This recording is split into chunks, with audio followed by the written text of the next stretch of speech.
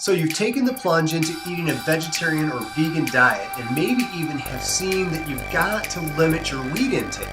But now you're hungry, you're at work and you have no idea where to eat. So what are you going to eat? Where are you going to eat? And where do you begin? Well, stay tuned to this episode of Roy on Health because I have some ideas for you.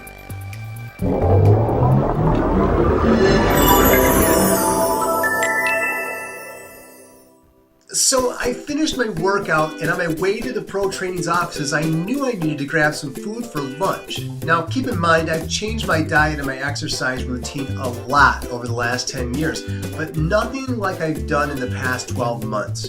I could probably be pretty accurately described as a vegan hybrid.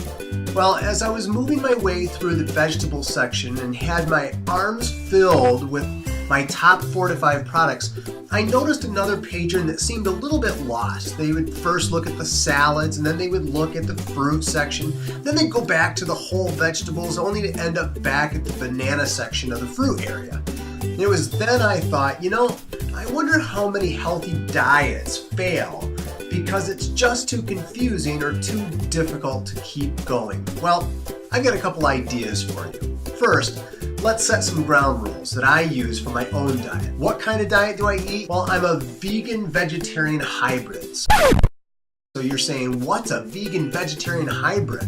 Well, it's kind of made up name for when I'll eat meat when it's set before me by friends and family, but when I'm on my own, I don't consume it. From time to time, I might have some dairy and things, but I really prefer a vegan diet because it's what makes me feel the best most of the time. And the reason I eat this way is really based on some pretty hard science that proves that the animal protein is probably the leading reason we have inflammatory, cardiovascular, and cancer problems. Now, I'm going to talk more on that later, but that's the reason I eat the way I eat. If you've ever tried to eat whole plant-based foods that are not made of animal products or anything that contains gluten, you know it can be a bit of a challenge, and so I thought I'd share some help. And this is in order to develop a healthy lifestyle that is sustainable, manageable, and effective. If you don't care about your health, stop watching the video right now.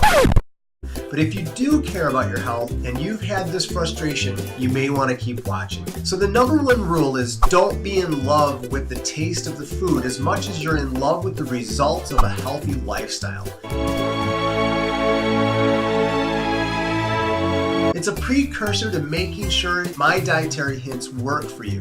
If you're picky and you can't eat anything that you don't absolutely love, then this is not for you, or at least not until you master your taste buds. Number 2, diversify your foods enough to get a mix of nutrition, but don't worry so much. It's only lunch. You can get crazy with the balance of your meals at home when you're in your own kitchen and have a refrigerator.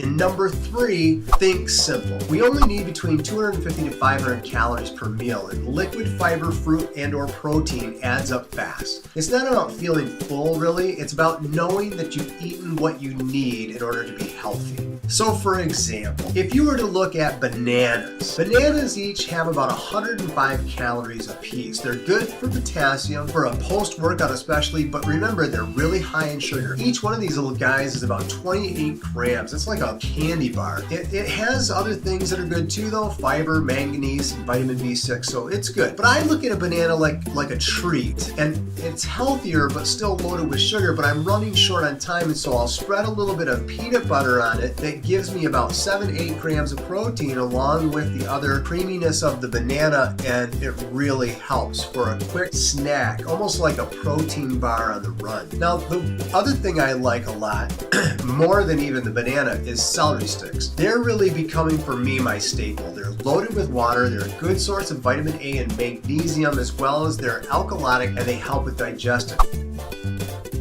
Because they're so full of water, they really help the peanut butter go down, and I like to spread the peanut butter on them to round out this vegetable protein combination, which really feels like it keeps me going throughout the day. But if you're allergic to peanut butter, you may be able to try hummus, which is a good alternative. It's high in protein, but it's also very healthy for you. It's got healthy fats and good oils in it. I like to fall back on peanut butter quite a bit, but I've got to be careful. Its calorie count adds up fast. It's almost 190 calories in just 2 tablespoons. That amount only has 3 grams of sugar, but it carries a whole 7 grams of protein. So it's kind of a powerhouse. You just gotta watch it. It's high in calories. But maybe you want something that tastes like wheat or grain, but you have a gluten sensitivity or celiac disease. More and more food producers are making good gluten-free products, and here's a really delicious gluten-free granola that I've tried just today. It's by Kind, and it's healthy grains. Now, it tastes really good. It's got about 130 calories per 1/3 cup. It's low on sugar at 6 grams, and it's got about 3 grams of protein. So it's not really all that bad of a source to replace the peanut butter if you're not going to have peanut butter. But to get the 7 grams of plant protein, you've got to probably have almost a whole cup of this stuff. So it's something to think about. It's going to be higher in calories, but hey, I like to have it with rice milk or with almond milk. Of course, there's always a variety of nuts. My favorites are almonds, ideally raw, but I know it can be hard sometimes, so you can get them roasted, salted. But walnuts, pecans, seeds, like there's pumpkin seeds in here, there's sunflower seeds, you can get pine nuts. All of those are great sources of nutrition. They also add up in calories, but hey, you've got a whole 500 calories to play with. So the next time you're hungry and you don't want to fall off the wagon of eating correctly, go to your local grocery store and look for some of these items. They're nutritious, they're animal protein free, and they taste good. Oh sure, your colleagues will look at you funny while they're wolfing down their 2-for-1 Wendy's chili or their Big Mac, but hey, it's kind of fun being out of the ordinary, isn't it? From Roy on Rescue, I hope this helps, and here's to your health.